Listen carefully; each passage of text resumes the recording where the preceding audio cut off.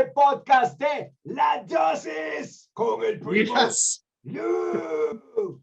Finally. Bye. Una de las varas más chidas que queríamos hacer en La Dosis, no solamente en la radio, sino poder tener entrevistas y mostrárselo a la gente en nuestro canal. Y ya tenemos nuestra primera entrevista. ¿Y qué entrevista? Por favor, dígale a toda esta gente a quién consiguió usted para la primera entrevista. Para la primera, gracias y bienvenidos a todos a nivel mundial para este primer podcast de La Dosis. Tenemos al cantante Andi Deris de Helloween. What? Helloween. God damn it. ¿Con quién viene? Vienen con Hammerfall. ¿Y quién más anunciaron just now? Viene Ginger. Oh, Ginger. No way. Ahora, eso es un show sobre, o sea, amazing, como la palabra que usted siempre dice. Yeah, pero ya estaba amazing antes. Es que estaba amazing, pero ahora lo tiraron a otro nivel. Es que Ginger va a dar un show que es brutal. Así es que todo el mundo invitado. Primito, ¿en qué lugar es? Es en el Pedregal, el 22 de septiembre. Ahorita. Muy bien, muy bien. Recuerden, Helloween, Hammerfall y Ginger. Así es que los dejamos con este primer podcast, con esta entrevista tan increíble. Vocalista de Helloween, el señor Andi Deris de Helloween. Hell yeah! See my shirt, bro. Amazing, Very good. Amazing. Love it. Show me again. The shirt? Yeah. Wow, that's cool. That's very cool. It's a rare shirt. Well, I've never seen it, but it's super cool. Me too. That's why I buy it. When I saw it, I say, hey, man. Maybe I'll find it outside in Costa Rica where they are all the boys and girls selling T-shirts, which are not official, but so far, so very often better than the officials. That's true. That's true. From the motives, at least. Don't know about the quality, but the motives sometimes are super, super nice. Yeah, it's very, very, very nice. Different. De puta madre. Yeah. De puta madre. Muy bien. Ok, bueno, vamos a empezar. Estamos aquí en La Dosis por Planet 107.5 FM y tenemos al grandioso, maravilloso Andi Deris, vocalista de Helloween. Nada más y nada menos. O sea, estamos hablando de una de las voces más espectaculares de toda la historia de nuestro planeta. Queremos primero agradecerle a Andi la oportunidad de poder hablar un rato con él, hablar lo que va a ser el show aquí en Costa Rica. Y para la gente que no está muy familiarizada con la carrera de Andi como solista, en su primer CD tiene una canción que se llama No escuchas a la radio, así es, ¿verdad, Lu? Así que con mucha más razón, tenemos que escuchar la radio ahora que es La Dosis. Así es que bueno, les dejo la traducción a Mr. Lou. So thank you again, Andi, for taking the time to be with us. We know that you have a lot of options, so we appreciate it. Well, Nelson was saying we're gonna go kind of all over the place with the interview. You have an album out, a solo album from almost 10 years ago with a song called Don't Listen to the Radio. So since we're a radio show, we just want to say thank you for breaking that. Yeah, but you know, the story was about that that radio show back in the, I think it was in the 30th or 40th or 50th, I don't remember. But it was a show on the radio where they acted like there would be an invasion, and everybody in America was going like, "Oh fuck, we have an invasion going on." Yeah, and the war of the world. There was real panic. There was real panic going on, and I remember back in Germany, for example, there was planned to do something like that. Some 3 or 4 weeks later, something like similar would have taken place in Germany, and they dropped it because they knew the story from America that the people were completely freaking out simply because it was the first show, or what's the right word? On radio, radio play, is that the right word? First, like fictional radio show, and people were like, "Wait, they were only used to listening to the news," and all of a sudden it's like exactly, and all of a sudden there's like a radio show of a Mars or whatever invasion. So people were panicking and trying to leave the cities and whatnot.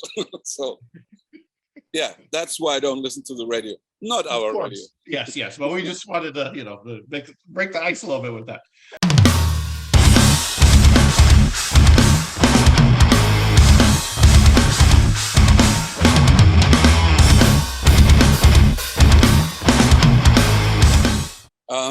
there was something like a concept, but actually my big dream was to go out there and kill as a guitarist. So never wanted to be the front man, but I happened to be the only guy who was, back in the days at least, capable of writing songs. So with my humble guitar playing, I wrote all the songs. Nobody was there who did the same. So at the end of the day, I always had a band with 4 or 5 members, and nobody wrote songs except myself. So at the end of the day, I remember the next band was called Nameless. Yeah. Nevertheless. What's the name? Nameless. Nameless. So back in the days, we had a singer. I was the second guitarist, and again, mostly the only guy who was writing songs.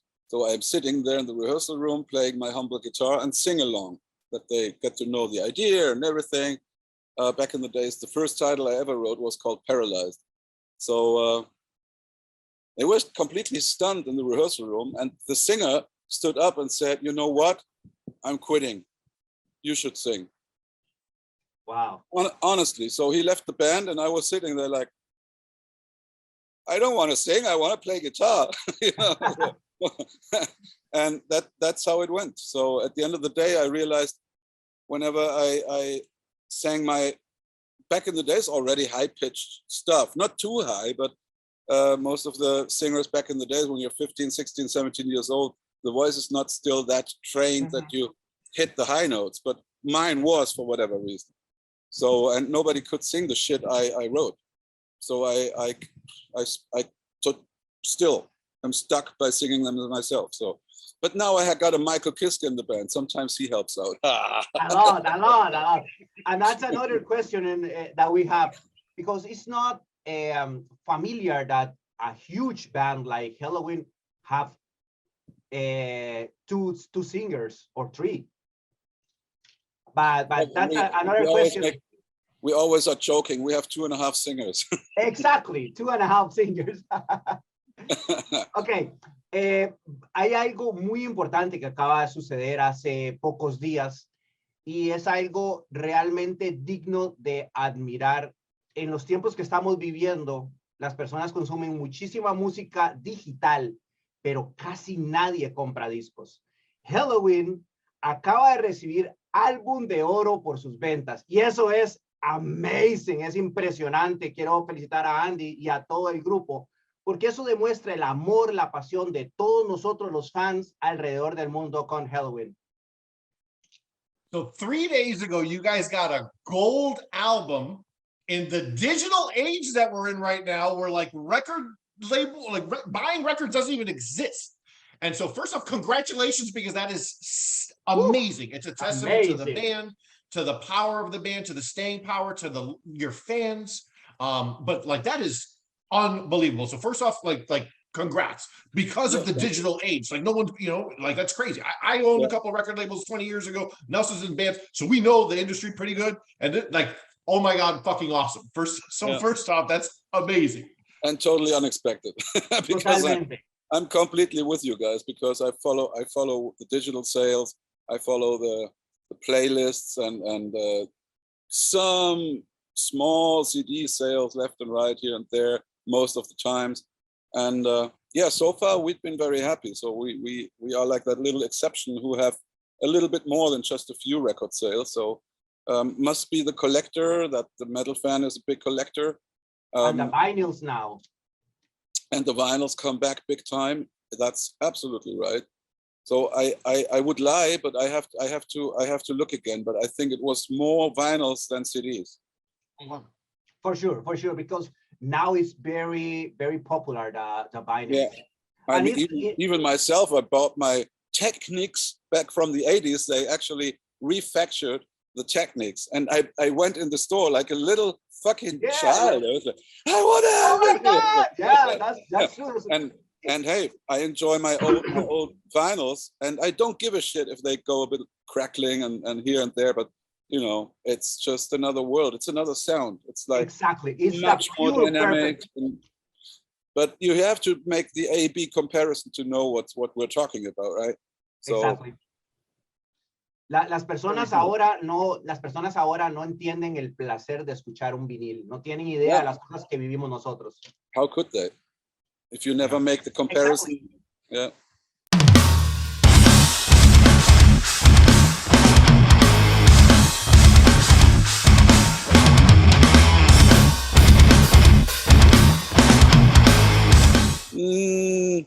It was a mixture. I always thought maybe I could sing as good as my idols.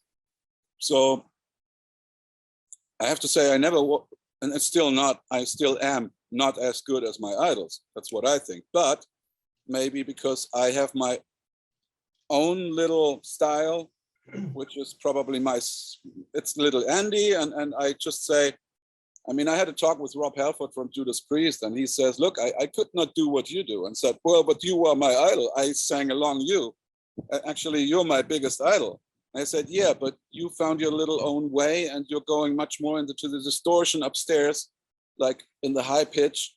And that's something he says he couldn't do. I don't know. I mean, Rob is still my idol, and I think he could do it. But nevertheless, I think what he wanted to say is, yes, you may be not as good as I am in my personal style, but I can never be as good as you are in your personal style.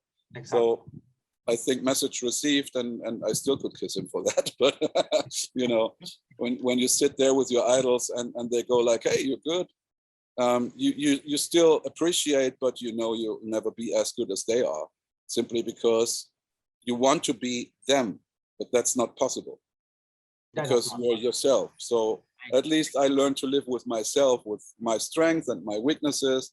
But I do know that I have lots of weaknesses. And I think it's just fair to say, when you ever watched a concert of Helloween, when a singer is not feeling quite well, then you know what I'm talking about. And honestly, that's something that calmed me down when I saw my idols, when they were sick or something like that. I was suffering with them big time. But on the other hand, I said, oh, look, I mean, he's only human as well. So I told myself, you should not be ashamed to be human as well. I mean, today is a fucked up day. You're having a flu, you're having a cough or whatever. So maybe the show is fucked up, but then with the help of the people, yeah, you know. What I wanted to say, nobody's perfect. No doubt, none of us. To cut a long story short. and an important thing that you said is, it's good to try to be like someone, like I want to sing like you, or maybe play the drums as Tommy Lee or someone else, but you have to make your own career. You have to make your own style. When someone listens to you, you have to say, okay, this is Andy, this is James, this is etc. You have to make your own destiny. Yeah, I mean, even if you could achieve to sound like Ronnie James Dio, you are not Ronnie James Dio. And so, you will never. He is already there on the chessboard. Rest in peace. But you know what I'm talking about. So much better to try your original way than copying somebody else to death. So that's it.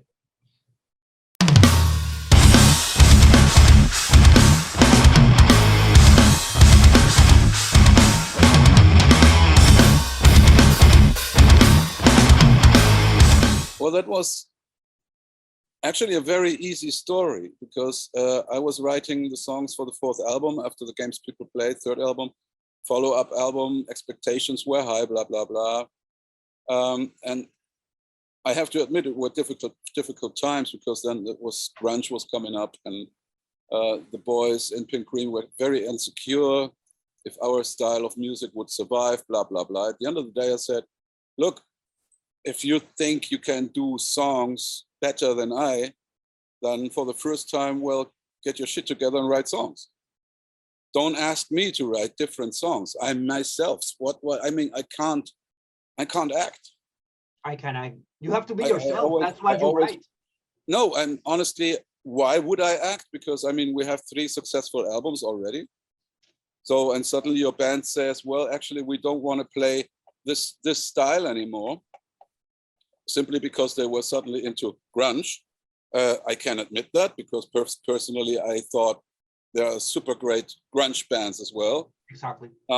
But nevertheless, if you have your own style, you already have success going on. Why would you change your style? You have to be yourself. So that said, we had lots of trouble because they didn't come up with new songs. They didn't like my songs. And Waikey, you have to know Michael Wyckoff from Helloween. He's one of my best friends since 1986, 1987. So we knew each other very good. And each and every recording session of Pink Cream was taking place in Hamburg, in Helloween City. So that's why I hang out with Waikey half of the year in Hamburg. And sometimes he went down to South Germany, to my hometown, and visited me, and we hang out. And Waikey was always asking me if I would like to join the band, because he would love to have a good friend in the band. To the same time, he had like the same problem with Michael Kiske back in the days, because Michael, as that's what Waikey told me, Michael now says, well, yeah, it's 50-50 truth and 50-50 lie. At least back in the days, they were kind of talking on a different planet, kind of, both of them. So if they would really have sat down and discussed the whole subject, they would probably have realized that they are on the same path. Yeah. But back in the days, they really thought they are going like, Michael wants to go pop, which was not true.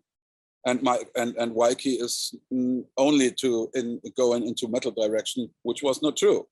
So misunderstanding because they hated each other back in the days, whatever. So that was the case back in the days. So Waikey called me again, as he smelled that I have trouble down there in South Germany, that we have like trouble going on in Pink Cream.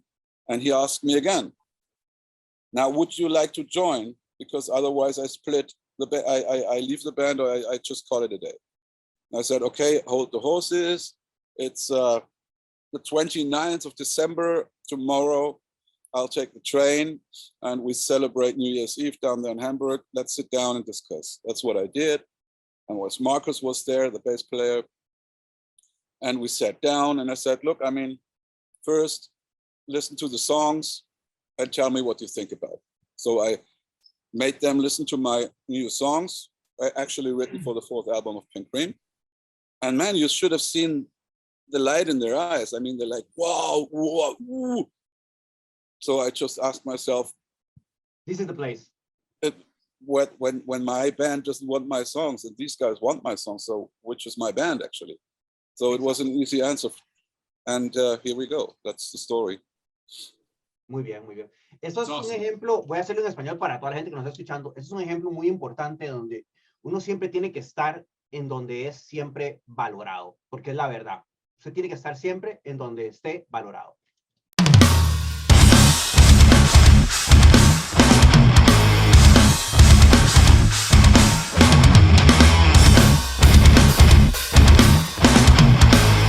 Yeah, you bet. Sure. Awesome. Very cool. Yeah, because all the same. Amazing. We weren't sure about that. And so with that, like the touring aspect of it, right?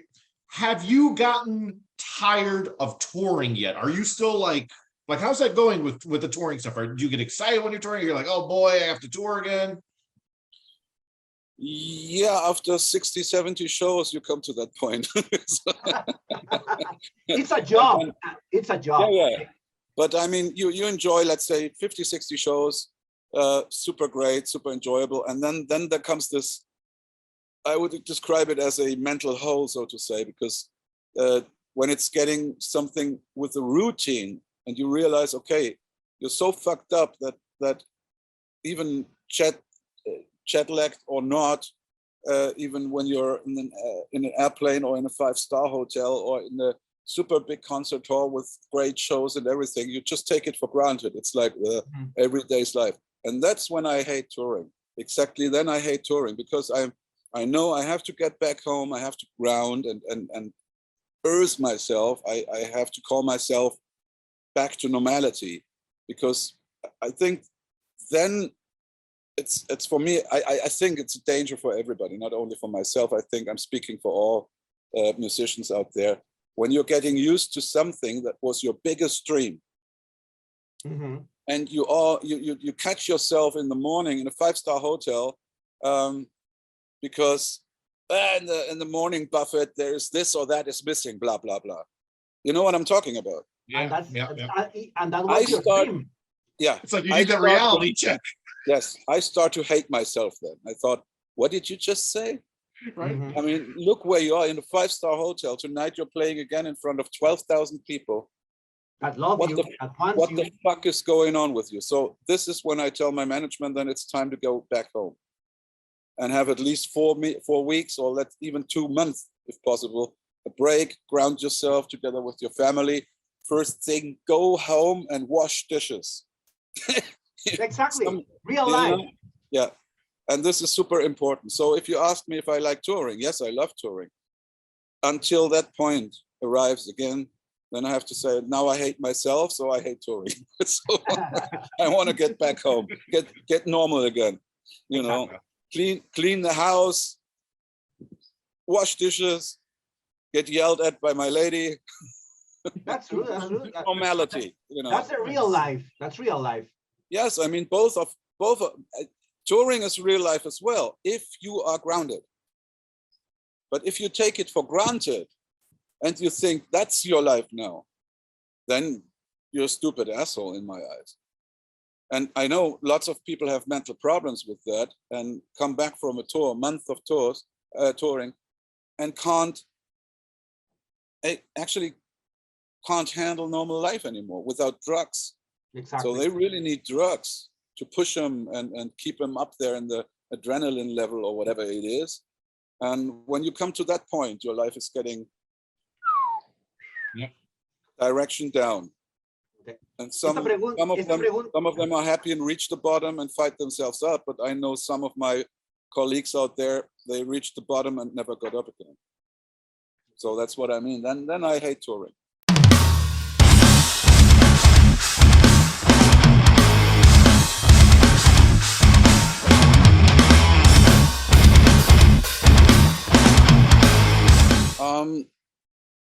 Sounds stupid, but maybe also learn piano. That's very important when you write songs. It is, because it brings you into different directions and you've got different ideas. Because back in the days at the age of 6, I had to learn accordion. I don't know if you know that instrument. Exactly. Never played it, but yes, it's a hard. That's a very embarrassing instrument if you want to be a rock musician. But the theory I learned as like a little kid was 7, and I played accordion till 13. The theory is something that is automatically in your blood, which I realized later I realized, okay, that's why it comes so easy for me, because I know it by blood. I don't need ear training because I had it with 6 and 7 up till 13 in the big orchestras, because I was one of these little wonder childs and I had to play in the orchestra in the big with the adults because I was so good and blah, blah, blah. I always thought it's embarrassing. I don't want to be good on the accordion, you know, but it brought me, I mean, the knowledge is, and the feeling I got is something nobody can take away from me, even though it was due to an accordion. But wait, what I did then at the age of 14, one day after my birthday, I took my damn accordion secretly, went to the bus with that heavy thing, went secretly into the city, in the big city, Karlsruhe. There are several music stores, and secretly exchanged my accordion with an electric guitar. And my mom was nearly killing me. And my dad was just, I remember my dad was just beside, like 5-6 meters away. No, he was just going like, he loved it. Ahora que tocas el tema. Piano, that's what I wanted to say. The piano is with 2 hands. And I was so good with the right hand, because the right hand is a piano on the accordion. I was so good. And I hate myself for letting that loose. I should have actually started piano lessons to the same time, not to forget this technique and to additionally learn the left hand as well. I didn't. Excelente, excelente. Muy buen consejo.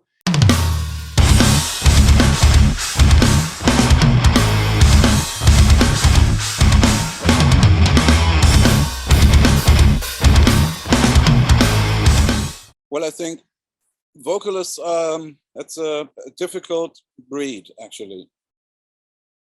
For me, I think it was never a problem to be a vocalist rather than be an instrumentalist or musician. So a vocalist was the last thing I want to be, I told you. So at the end of the day, I always saw myself as a musician. I know how to play drums, even though I'm not good enough to record them. But when it comes to songwriting, I program drums the way you would play them. Mm-hmm. So I got the rhythm in my heart and my blood. I love it, even though I hate to dance. But nevertheless, so I play a decent guitar, sufficient to actually record the shit, the ideas, with the help of technique. Everybody knows what I'm talking about. So you cut it into pieces, and at the end of the day, it's like a puzzle, and you have something that you can listen to. At least I want to hear what I had in my head. So, and learning to play something different, I never have to learn to play it because that's the job of the guitarist then in my band. Back in the days, I would have learned it. So I would have rehearsed it for a week or so, which I don't have to do. So I'm completely missing the routine of being a routine guitarist. Forget it. I'm just that puzzle piece adder until I have a result which I wanted to hear. That's the demo. Yeah, what was the question? Not a lot of bands have more than one vocalist, much less 2.5 or 3. I'm heading from left to complete right, so back to the middle. That's okay. No worries, Andy. That's why I never saw myself as a vocalist. I had to learn to be a vocalist, to take care of myself, not to hug everybody, not to get kissed by everybody, not to shake hands with everybody, because whenever you did, you may be sure that 2 or 3 weeks later you had the flu. Mm-hmm. Now we are all very much sensible because of the COVID shit. You know what I'm talking about. Yeah. I lived through that for over 30 years, being a forced vocalist. So I had to force myself to act like a vocalist, care about myself, which I never did as a guitarist. So I'm somewhere in the middle of both worlds. So I can understand my fellow vocalists in the band, but I also can understand my fellow instrumentalists in the band. And I think that's a good thing. So I'm always somewhere in the middle and said, well, yeah, you're right, but on the other hand, you have to understand him because blah, blah, blah.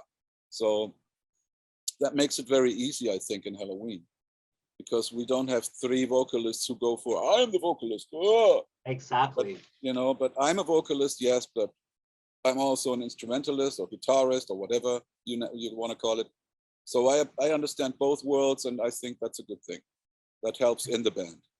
So I always try to smoothen the waves when it comes to big fights again or something like that. It's like, hey, hold the horses.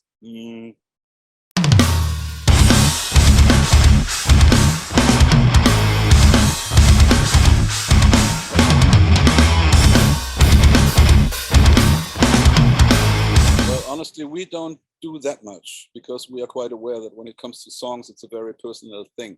So when the band would tell you, let's say you're the guitarist and the band tells you, well, we don't like the songs, it hurts, So to avoid that, I would say to 90%, we rely on the management.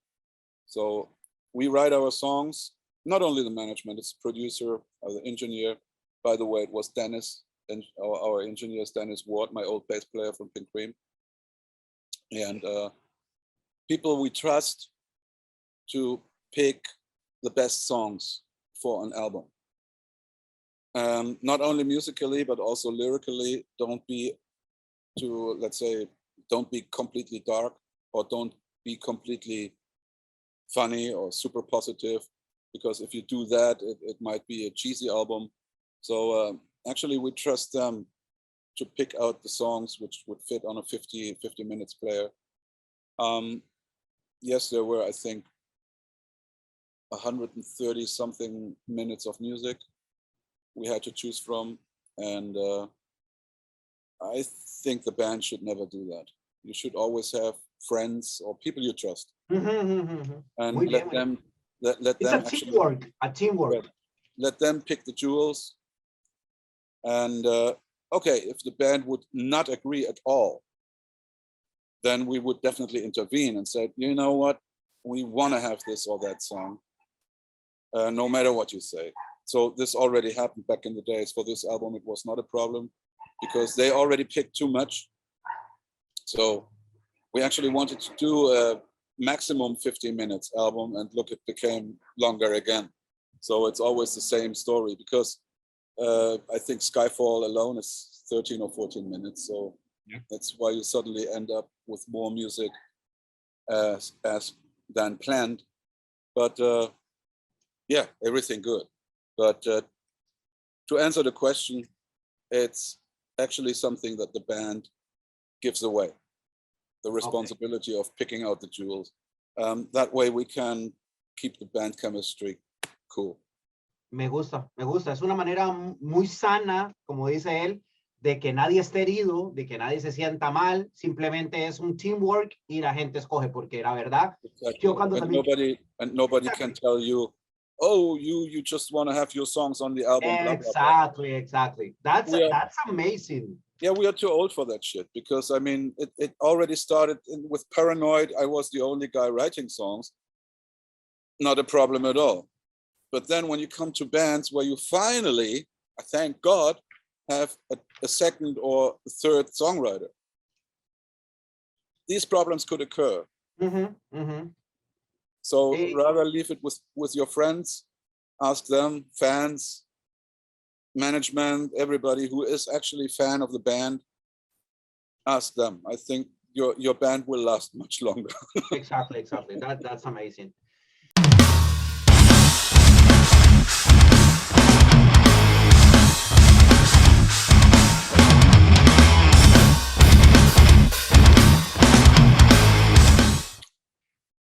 Oh, I think Wacken we played when, I think it was the second Wacken festival that we played. Well, long ago, man. When has that been? I friggin' don't remember. But long ago, it was the second Wacken ever. And we played there. And then occasionally every 3 or 4 years, we played Wacken again. This time, finally, the grand finale, headlining the last day, having a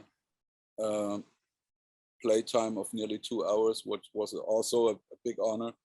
Nobody did that so far, but we had to. It's too much songs, and the show was the show. So cut it down from nearly 3 hours to 2 hours was already work, because you have to cut the show. So the whole story of the show is kind of. Even came the idea leave out the Ingo part, and all the band says no fucking way. Ingo stays in the band because this is part of that reunited thing. Yeah, but what a great honor. When it comes to my favorite festival, I would love to play again. It's a very unknown festival, not by name, but it's a festival in Poland. And the festival is called Woodstock. Woodstock. Yeah. So the name is great, but the place is wrong. Woodstock. Believe it or not, we played there in 2016, I think, or 15. Nevertheless, we went out the day after we played Wacken. And we went out there like, oh, what should happen? I mean, we just played Wacken. It's just another festival you play now, and yeah. And we went on stage, and suddenly we were nearly blown away. I've never seen that many people. It was like 735,000 people. Oh my God. There was the main stage where we're standing on, and there were like 3 PA systems in front of us, up to the little hills, all also packed with people. So with big screens. So you have the big stage, then I don't know, 60, 70 meters ahead, another PA system with big screen, and again, and people. I've never seen that. So many people in my life, and such a great, team. I mean, the sound engineers there were doing a fabulous job. They shot videos which went online live, but such a great job. I mean, you could easily take them and sell it. I mean, that good.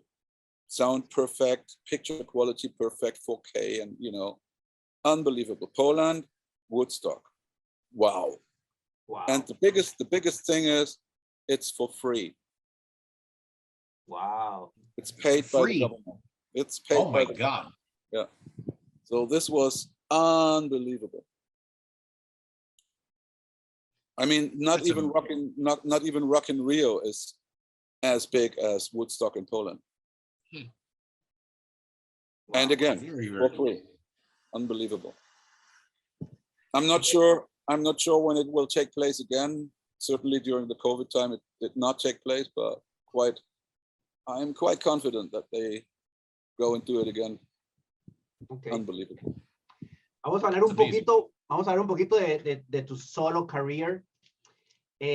Como mencionamos antes, tu último disco, $1 Million Haircuts on 10 Cent Heads, en el 2013, en lo personal, me parece un disco fenomenal. Lo escuchamos completo y las letras son increíbles, la verdad.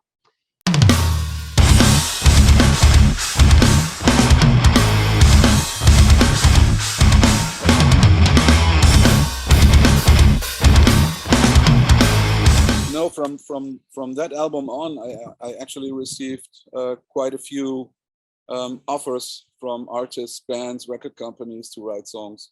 So all or nearly all the songs I've written so far are somewhere on different albums of different bands.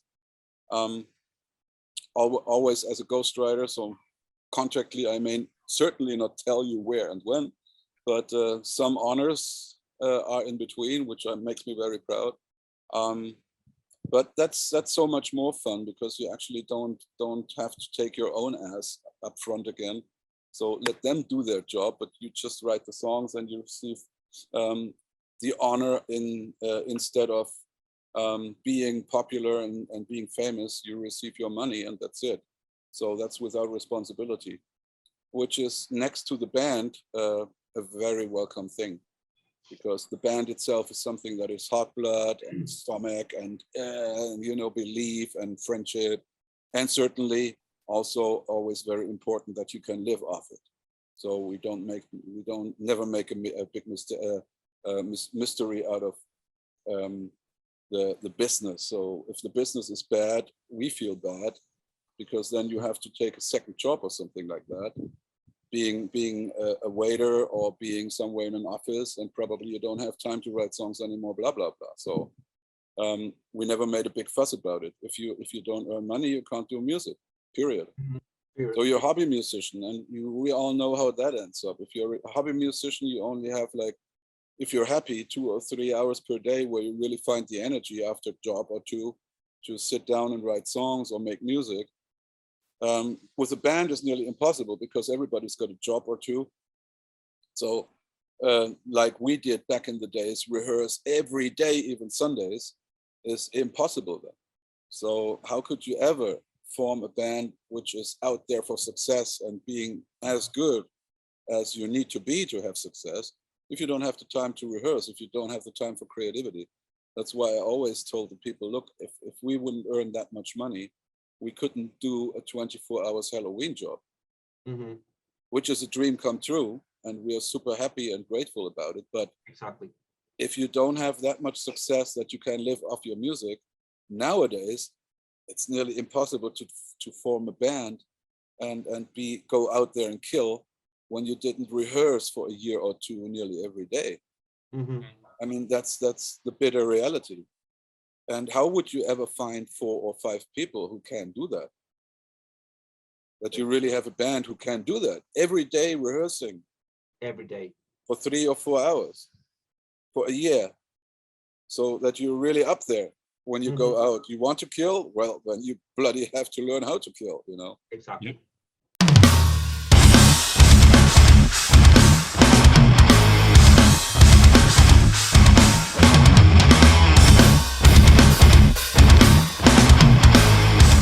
Well, first of all, it's more or less cheap copy of the Abbey Road studio. I don't have all these wood panels and everything, so mine is much more modern, but it's architectural, it's Abbey Road, it sounds like Abbey Road, and it was done by recording architecture guys from Greenwich in England. They are not the constructors or architects of Abbey Road studio, but they have the plan. So you can go there, you can actually buy the plan and construct your own studio back home. What I did, I asked them to say hello here 3 times and look after different building phases if everything is fine, which they did. So yeah, how often am I in the studio? When it's time to write songs, I'm down there nearly every day for 3-4 hours. If you ask me if it's my creativity place, no, my creativity is in front of my cinema beamer. So, I'm always sitting there Netflixing or HBOing or whatever, and always with a guitar, sitting on the couch, watching a movie and fiddling and diddling. And as soon as there's something that I like, I stop the movie and what the hell did I just play? And then I hit the record button on my MacBook. So that's how I work. When the demos are done, most of the times I do the mix down in the studio. Studio itself is mostly for clients.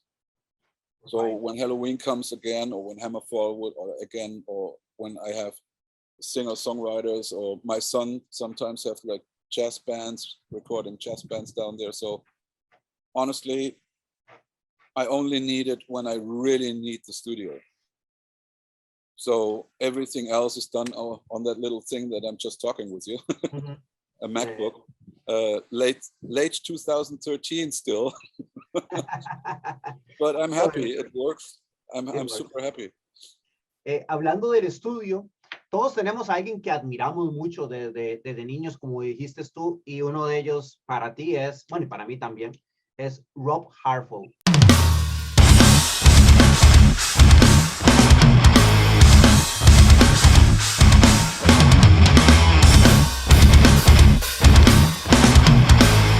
That's pretty weird. But honestly, it helped that we knew each other from festivals and stuff like that. So this is something when you look back, I mean, you remember how you were when you were putting on the Unleashed in the East from Judas Priest still on vinyl, and I was 16 and I was trying hard to hit these high notes, and I never could. And some when I could, and I was like, wow, okay, that's how it works. But suddenly you see that guy, the godfather of your voice, so to say, standing in front of you. That was the first time it was like, whoa, unbelievable. Then we get to know each other, and after when we play together, Rob is always, most of the times Judas Priest is playing after Helloween, and I hope that stays because these are my idols. It was already very strange when last time we played Hellfest in France, and another idol of mine was playing in front of us, Whitesnake. So this was something, yeah, nice and not nice to the same time, because these are my idols. And I feel not good when I'm playing after my idols. It doesn't feel right, if you know what I mean. So yeah. Even though I'm honored, but this is a bitter honor. It's not a sweet honor. So yeah, you know what I mean. Nevertheless, when Rob, that's humbling of you. No, it's just the way you feel when it's your idol and suddenly it's in front of you. It's not right. I don't know. It feels strange. To the same time, you think, wow, we're playing after them, and to the same time, you're having that thought, you're feeling guilty. You know what I mean? Yeah. So it's a very, very strange thing. So, but with Rob, it was certainly something like unbelievable. I mean, you have inside yourself, you're constantly shaking your head in disbelief, and still you talk to that guy. But Rob is super cool. I mean, he's not that guy. He realizes that you're nervous and that you're on adrenaline, or that you're very insecure. But he's really never giving you shit for that, or behaving differently than or something like that. So he makes you feel secure after a while. you're calming down. And then it's most of the times after the concerts, you're sitting there for an hour or so, philosophize and talking about bullshit. And yeah, it's just nice.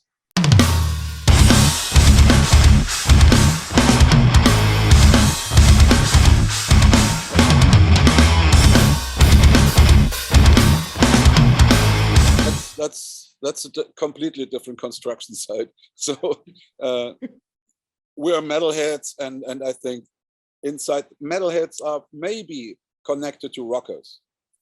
So you could get along with people like AC/DC or even Bon Jovi or something like that, because they are still in your ballpark, so to say.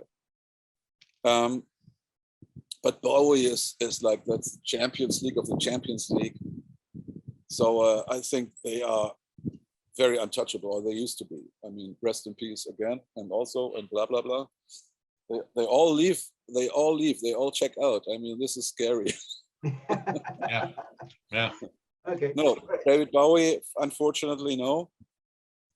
The only guy I got to know from the 70s, who is partly a little idol of mine, is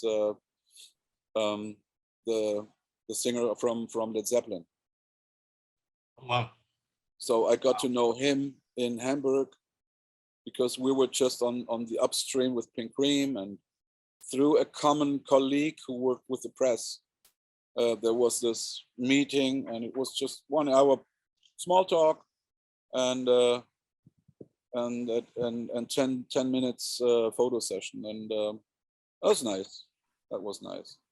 But that's the only time I touched the Champions League of the Champions League, so to say. Bueno, es importante que sepas que you are one of the champions of the Champions Right, League. exactly. I would rather Helloween. I would rather see in La Liga. La Liga. La Liga. But Champions League for me is like Metallica, AC/DC, Iron Maiden, the generation before us. Okay. They are like definitely in the Champions League if you compare. We are sometimes invited into the Champions League. But worldwide, you could not say that we are like Metallica or Iron Maiden or AC/DC. Definitely not. Sometimes we may participate in the Champions League, we play, but we never win.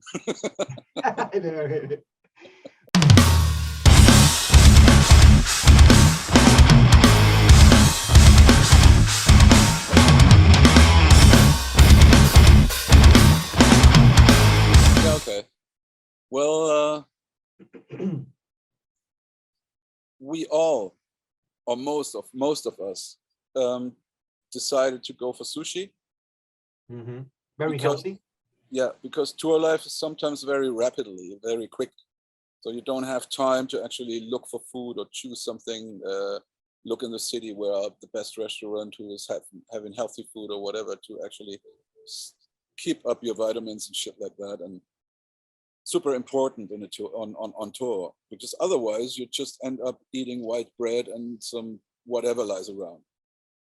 Okay. And because of the way we tour, it would be completely stupid to have your own kitchen with you, because it's too quick. So and the distances are sometimes so long that it's not possible actually to take a kitchen with you on tour, like we did back in the 80s, 90s with Pink Cream.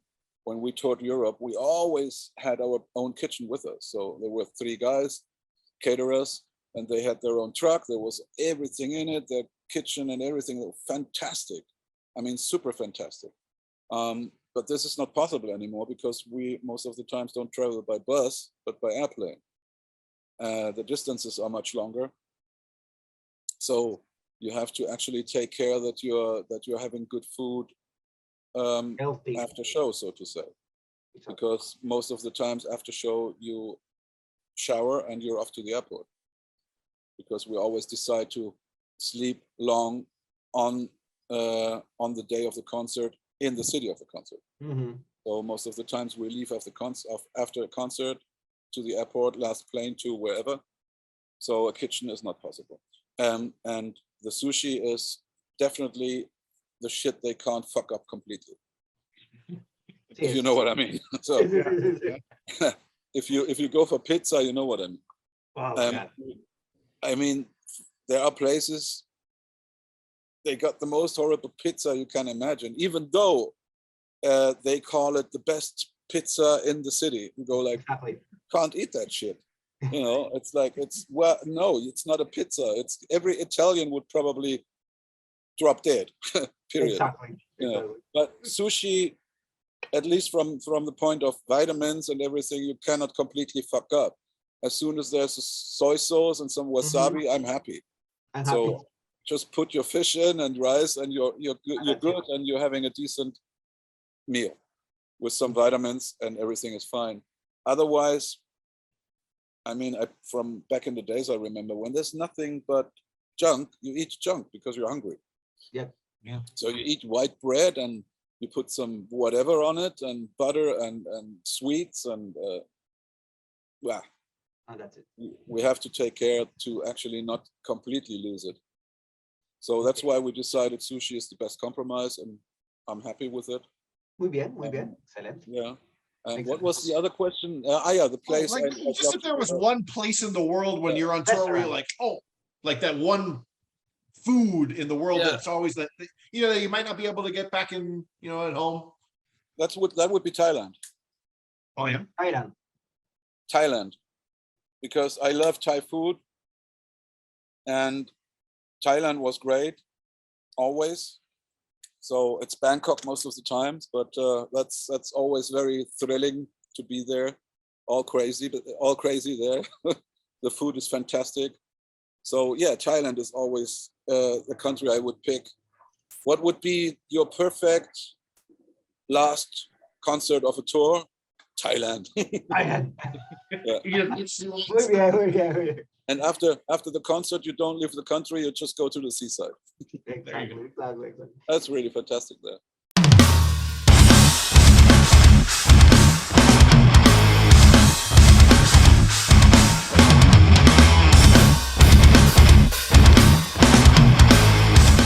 Well, today so far nothing. Yesterday I watched live in Cologne Porcupine Tree, which I love. This is a super experimental band, art rock or whatever you may call it. So they got heavy shit in there.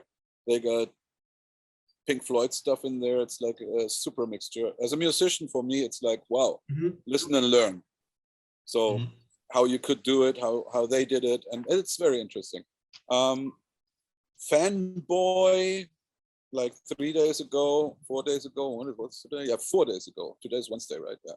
So on Sunday, I listened with my headphone, full blast, the Nothing from Korn. Nice. And I love it. Nice. I love it. I love it.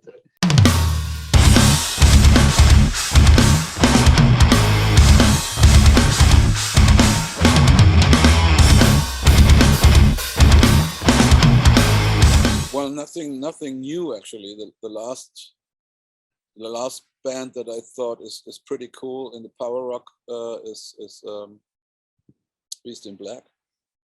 Which one? Beast in Black. Beast in Black. Beast in Black. Mm-hmm. We're gonna find it. They are not so new, but at least didn't arrive in South America yet. Okay. If I interpret the signs right, then you have never heard of them. So I think that's a cool power metal band. Okay.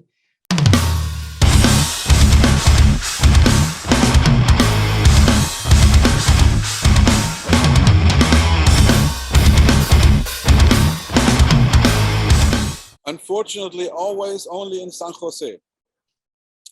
But I can say I've seen the Pacific side from Costa Rica, and I've seen the Atlantic side, because when you come by plane, you do a big turn. You see both. This would be something that I definitely, it's on my plan. But I would not like to visit cities in Costa Rica. I would like to visit the jungle. So a good friend of mine. Amazing. And the volcanoes. I've seen so many photos and movies he did. Peter, a friend of mine, he's constantly in Costa Rica in the jungle. But he's one of those maniacs. He starts to walk, and he walked from Costa Rica to Colombia, and then he walking through the jungle. Walking. Yeah, walking. 2.5 months. Imagine 2.5 months from Costa Rica to Colombia. Wow. And then he made a brief stop in Medellin in Colombia for, I think, well, get in shape again for, I think, only 10 days. And then he went from Colombia to Peru through the jungle. Wow, wow, wow, wow. He has videos and photos, so many tribes he met in the jungle. They barely see a white bloke than us, like, you know, they know we exist, but they nearly have no contact at all. And Peter just walks through. It's like he was there for months. I mean, this crazy man. Yeah. So I don't see myself in his shoes, never would. But we're gonna say, when you're down here, we'll take you out for sushi. We're not gonna walk through the jungle. No, this is something I would like to do, but only for a few days. Yeah. Just to get that vibe. And Exactly. I mean, I'm not, from heart, everybody is an adventurer, I think. But only a few really do it, you know. Mm-hmm. But at least I want the smell of adventure for 3 or 4 days. Claro. Just to imagine what he went through for months, you know. So unbelievable, that guy. Okay. Yeah, but that's why I probably end up in Costa Rica in 5 or 6 years, I would say, when we make a longer break until the final, whatever, say goodbye tour or whatever, like the Scorpions did. We do a farewell tour for 15 years then. Okay. Voy a hacer este mensaje para toda la gente, pero lo voy a hacer en inglés porque necesito que Andy entienda lo que quiero decir ahorita. Andy, I am very honored. I am very, very happy in this hour to talk to someone as huge as you and an amazing human being. Thank you for showing us that there's a very, very talented man inside you and a very human being that loves the passion of Helloween and treat everybody as well as you treat us today. Seriously. I'm close to tears now. Thank you very much. Thank you very, very much. It's very an honor for me. Okay. My pleasure. Most sincere. Thank you, Andy. You are an amazing man. Thank you very much. I am very honored. You should tell that to my wife. I will. Y bueno, eso ha sido la entrevista hoy aquí por Planet 107.5 con el monstruoso, grandioso Andy de Helloween, que ahora nada más le vamos a pedir unas pequeñas oraciones para que nos acompañen siempre en el show y muchas gracias. Es que Lu, dile lo que tiene que decir, a ver si nos ayuda con eso y listo. Eso lo vamos a hacer después, pero por ahora, muchísimas gracias, Andy. Andy, thank you so much. Before we go, can you say, so you're going to be coming down to San Jose on the 22nd of September, right? Yes, sir. Para invitar a la gente. So first of all, this I mean, is for you to talk to our Costa Rican constituency here.